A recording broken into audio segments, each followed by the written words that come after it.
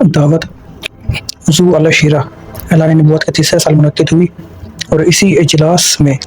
رسول خدا صلی اللہ علیہ وسلم نے کھول کر اپنی نبوت کا پیغام دیا اور لوگوں کو اسلام کی دعوت دی، اور اسلام کی اس کھلی دعوت کے وقت ہی رسول خدا صلی اللہ علیہ وسلم نے اپنے خاندان کے افراد کو اپنے جانشین اور امت کے امام کا تعارف کرا دیا تھا۔ دعوت ذو العشیرہ کے 10 سال بعد جب رسول خدا صلی اللہ علیہ وسلم نے اسلامی معاشرے کے قیام کے لیے عقبہ ثانیہ میں انصار سے بیعت لی تو ان کے سامنے اپنے جانشین کا اعلان نہیں کیا تھا، بلکہ اس کی بجائے ان سے یہ وعدہ لیا تھا کہ وہ اپنے صاحبان امر سے اختلاف و تنازع نہیں کریں گے۔ انصار کے سامنے بیعت عقبہ کے وقت رسول خدا صلی اللہ علیہ وسلم نے اپنے جانشین کا تعارف اس لیے نہیں کرایا تھا کہ آپ جانتے تھے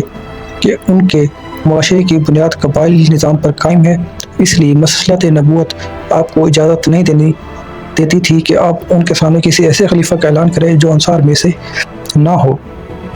اب اس مقام پر ایک خوبصورت سوال پیدا ہوتا ہے کہ جب رسول خدا صلی اللہ علیہ وسلم اپنی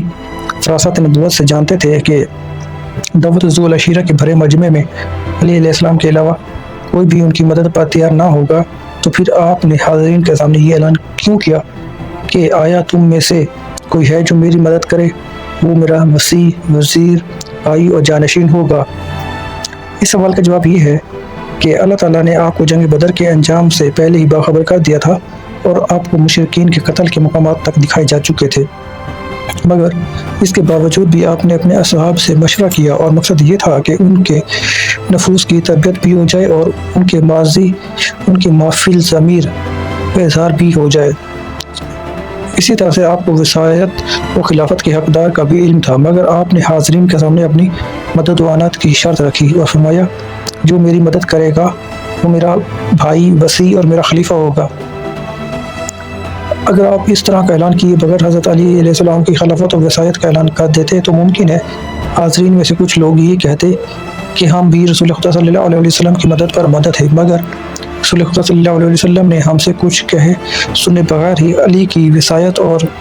خلافت کا اعلان کر دیا تھا۔ اس لیے آپ نے اتمام حجت فرمائی اور